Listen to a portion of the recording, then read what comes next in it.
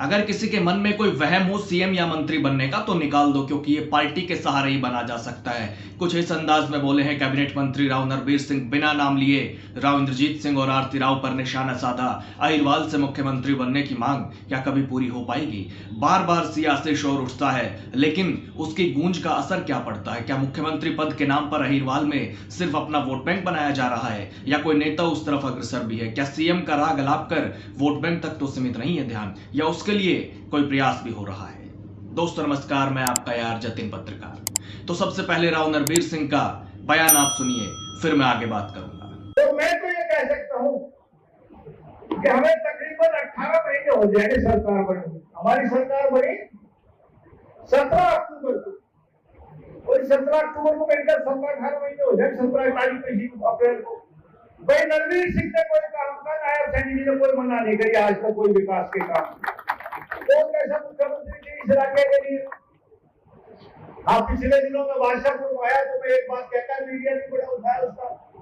मैंने कहा जब से मैंने जन्म लिया सन 61 में, राव नरेंद्र सिंह एक बार 67 में 8-7 महीने मुख्यमंत्री, 4 महीने रहे, 4 महीने चुनाव के रहे, केयर मुख्यमंत्री रहे। उसके बाद जब भी चुनाव होता है 87 से देखता रहा, तो 87 में 26 साल का हुआ।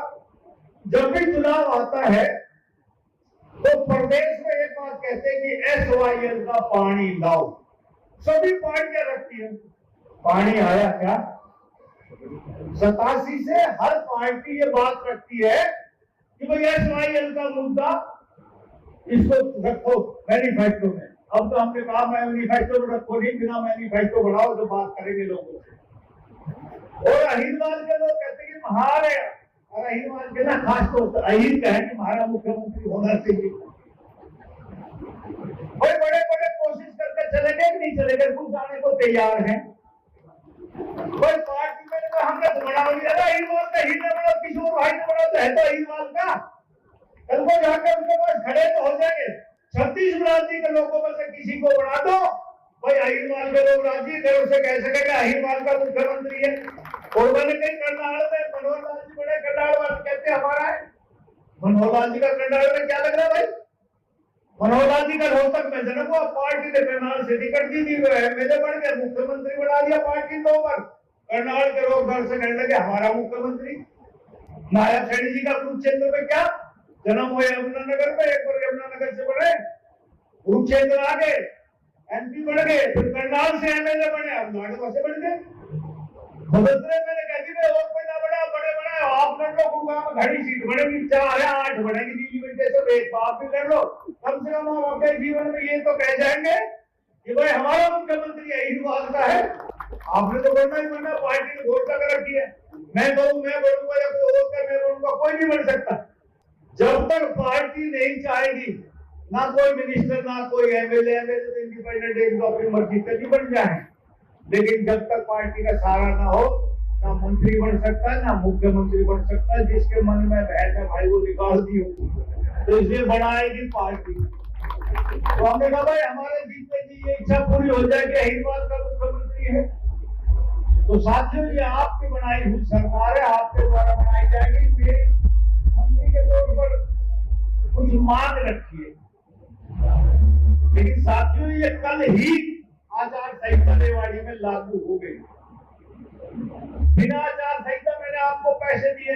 मैं एक बात समाज में कहते जाता हूँ, कौन से भाई ने कही एक बार जोटा मार दो, अरे एक बार तो पेट भरे हैं, हर साल जोटा लगाओ।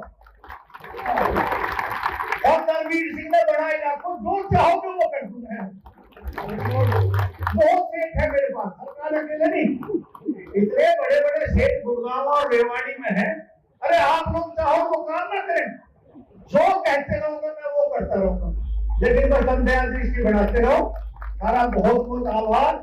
तो कैबिनेट मंत्री राव नरबीर सिंह ने एक बार फिर बिना नाम लिए राव इंद्रजीत और आरती राव पर निशाना साधा।